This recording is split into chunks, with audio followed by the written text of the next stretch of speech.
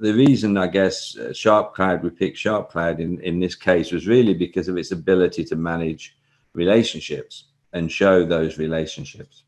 So you can see here we've got a front screen. We've got some navigation items down the left. They're repeated on the first screen just so you can get some idea of what they're for. The top two really are where we spend most of our time around planning the activities and reviewing where we are. But the three at the bottom are quite key to setting up the story. The look at how we identify value, how we plan, and how we set up the models that underpin the story that we've got here. So let's go and have a look at the activity view. In terms of design, I guess, what we wanted to do is every time we clicked on one of these major screens here, we wanted the most impactful picture that we were going to use most of the time to be the first visualization that we saw. And so here we're talking around managing the portfolio of work over a Kanban board that you would see, and you can see that the work is coming in terms of epics, big pieces of big chunks of work that are coming in and being reviewed and being analyzed and going onto our backlog. At some point in time, we want to take that work and move it into development and basically push the work down to the operational teams. And that's when we move the items, as you would do, into the green area where we actually want to tell the system that we have here that we're now processing the operations and people are working on stuff. And then as it comes out, at the back end, we don't just want to stop. We want to make sure that we continue to track those business outcomes until the point where we're happy with the outcome, or we decide that actually we're not going to get any more value out of it. So we can now use a widget function, and we've got widgets in here, and you can see here already that we can now start to see the connections. And I can zoom in and I can start to now look at this and see that actually I've got here this particular ambition, right, that the business has defined in dark blue. And you can see it's got some epics defined already. And you can see when we look at these epics that effectively they're starting to impact certain areas of the business. So in this case, we're going to have to do some great external communications as we dispose of that business. And that business effective as we do that, that's obviously impacting our investor relations part of our business. We also want to use a white wall because we're all having to work virtually today. And so as part of working virtually, we've had to digitize our white walls. And here we're using the feature here, which is if we look on the view, you'll see in here that we're using this thing called scrollable wall. And the scrollable wall feature on the wall allows us to move the wall around, as you can see, and also we can zoom in and zoom out of the wall. So we can treat it pretty much as a virtual white wall. We can start to add items on there, which can be ideas. We can start to still see the relationships. And if we go into any one of these particular items, we can start to drill down as you would do typically in Sharp Cloud and see the relationships between the data. So I can see Epic 1 is linked to those ambitions, is linked to those business imperatives, and has this whole list of features associated with it. We also want to see the business impact. And so we use charts like this where we can actually start to see that depending upon where the features are planned, we can start to pull out and identify which of the business imperatives in our business model effectively are being impacted. And so we can see that from a time scale, we're impacting these 3 bits of the business in this period of time around June. But we've got a longer initiative that's impacting our whole bidding process that's going on longer. And that one is obviously driven by these 3 big features at the top, which are obviously taking longer to complete. So we also here starting to use this ability called related context. And in related context, we can start to pick which of those items are related to this thing called context, which we'll talk about later. So we can start to drill down and see how the plan changes related to the different contexts that we've defined in the story. We also have a facility here which is called review. And in review, we have a number of visualizations. The most important one is really, are we working on the right things? And so here you can see that there are specific business imperatives that have been identified, and the priority is in the vertical axis. So the fact that we have 3 green ones at the top is good, because those are high priority, and the amount of work that's being executed is across the horizontal. So we want to see business imperatives. We provide a business model canvas view, so we can see again which business imperatives have been selected as part of the delivery and where they sit on a business model canvas, which helps us to explain where we're starting to impact the organization. So we now want to see who's accountable for which business operations. And here we're showing the priority in terms of color.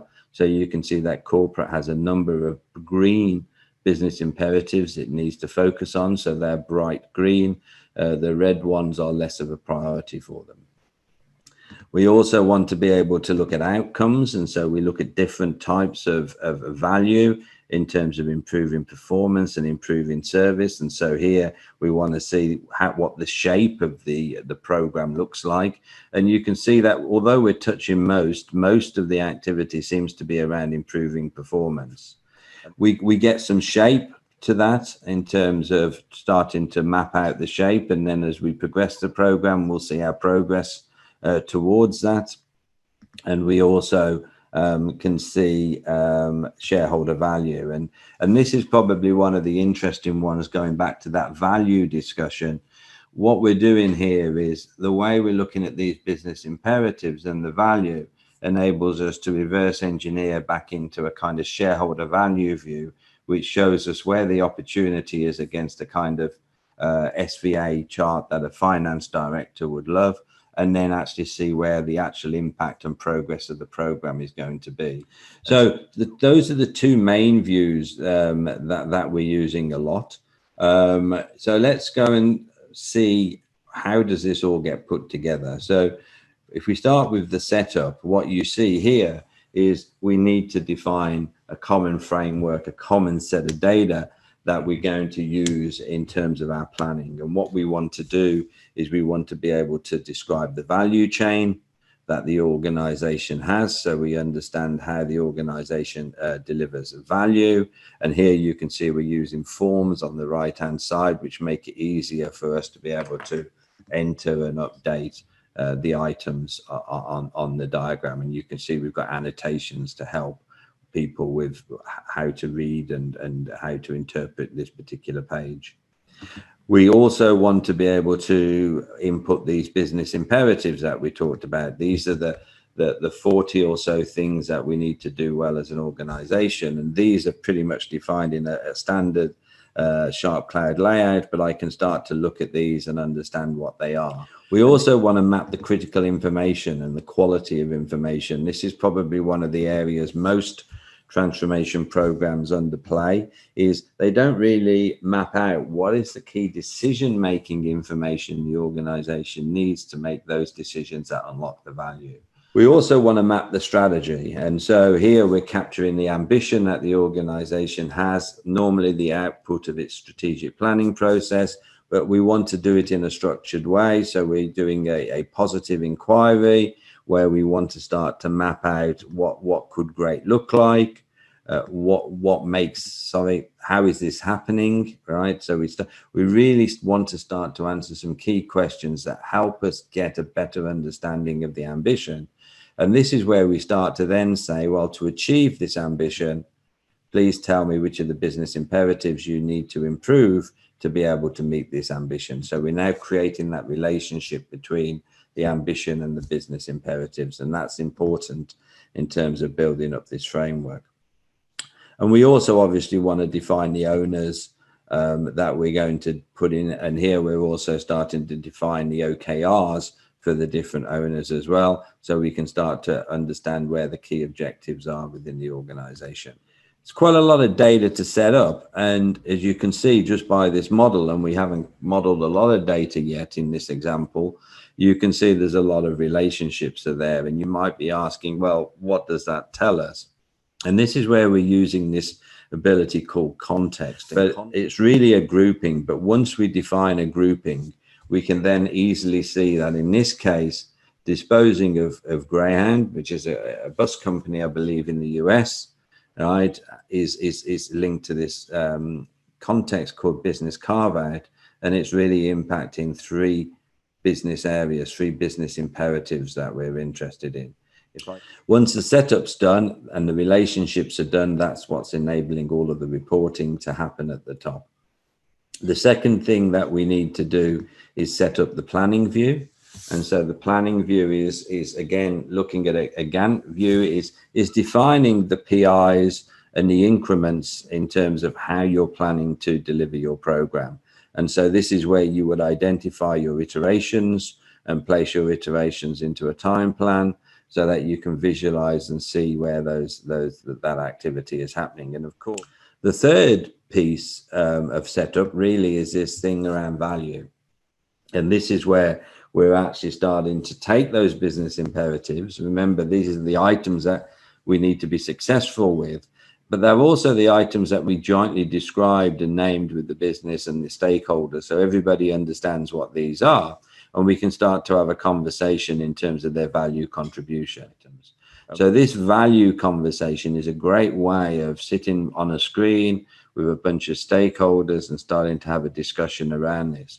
What we've got is a very activity-driven portfolio plan, one which is linked to the strategy through the ambitions, through the business imperatives, the critical information. So we can see, whether it be at a feature level or an epic level, which parts of the organization we're impacting. And we have a way to actually see how, when we work on those items, how they contribute to the overall value within the organization, and therefore making that link between delivery and strategy values.